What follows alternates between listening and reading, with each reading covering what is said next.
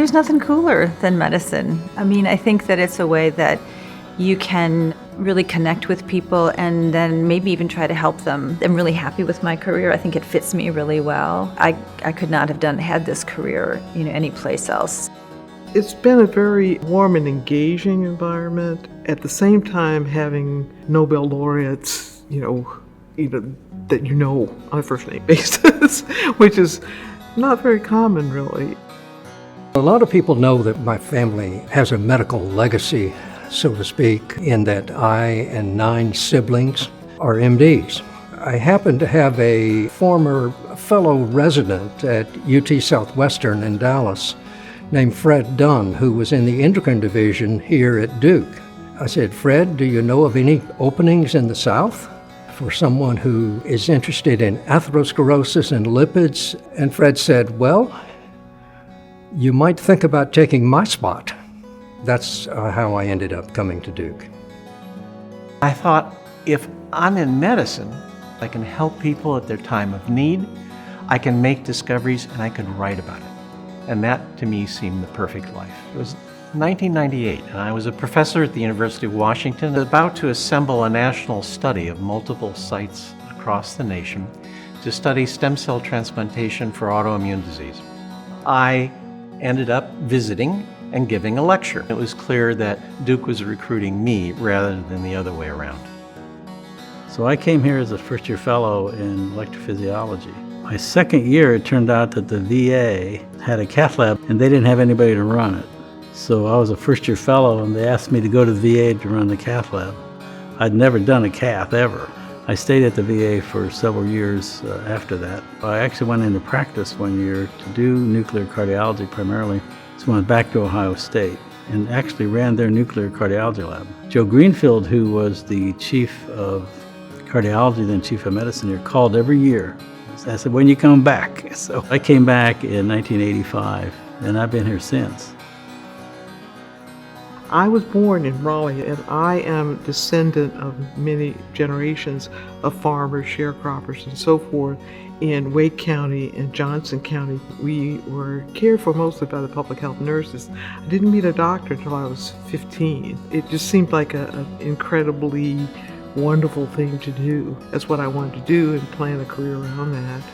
After a major in chemistry at Carolina, ended up at Duke Med. I started out with almost 3 years at Harvard Medical School in the pathology laboratory, working on atherosclerosis and doing electron microscopy. But I transitioned over into medical education and basically starting lipid clinics. Some of the major lipid trials we participated in became the focus of research. And then starting a clinical database of my own on the patients that I had seen and illustrating what was happening with the lipids and what was happening with atherosclerosis in those patients. I came here in 91 for my fellowship. I matched an OBGYN, quickly changed my mind and went into internal medicine, but I was really interested in women's health. And so I came down here to do endocrinology because I figured I could do women's health that way.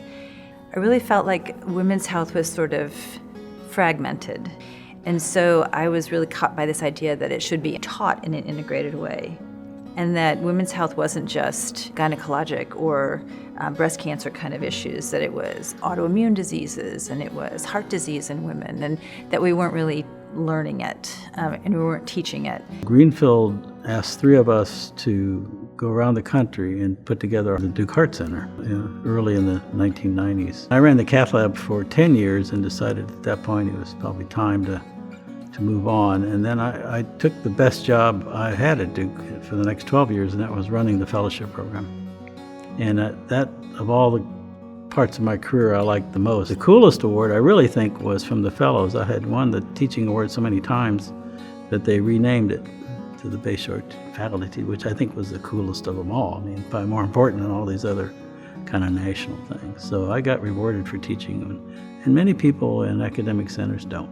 My major accomplishments would be that we established with our trials that stem cell transplantation from a related marrow donor can be curative for sickle cell disease.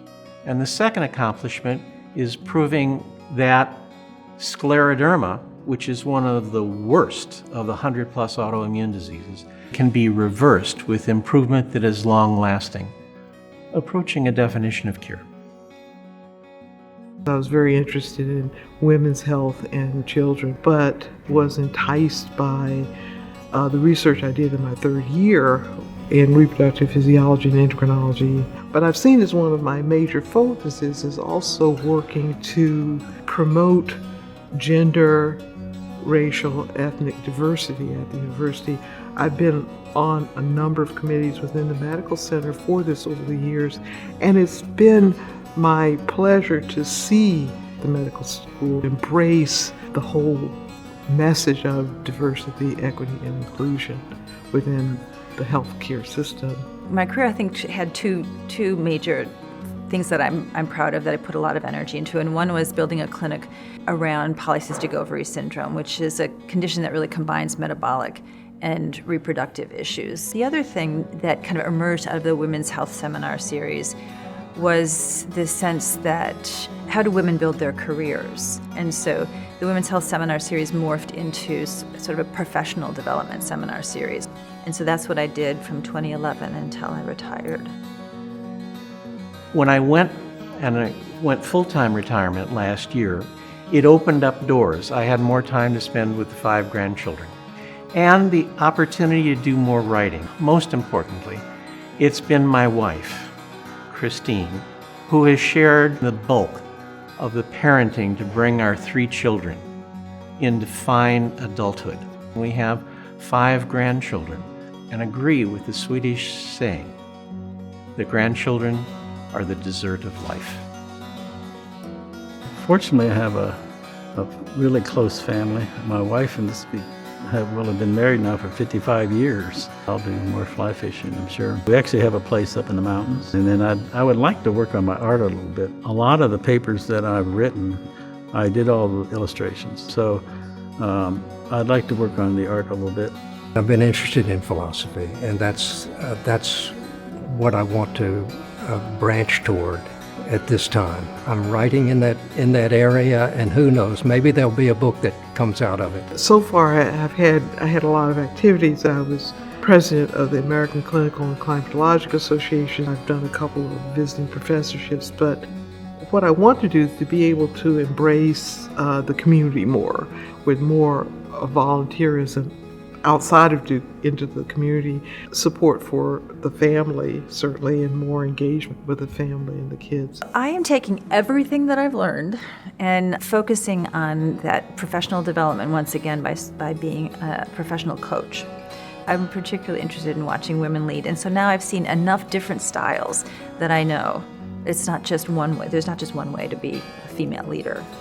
Coming from a little small town in Ohio, I mean, Duke has been fantastic for me, and it's been much more than I could have ever wanted in any kind of a career. So I really appreciate what Duke has done. If I hadn't been here, I wouldn't have been around people like I'm around now. And I think that would be a real tragedy not to have known all these folks.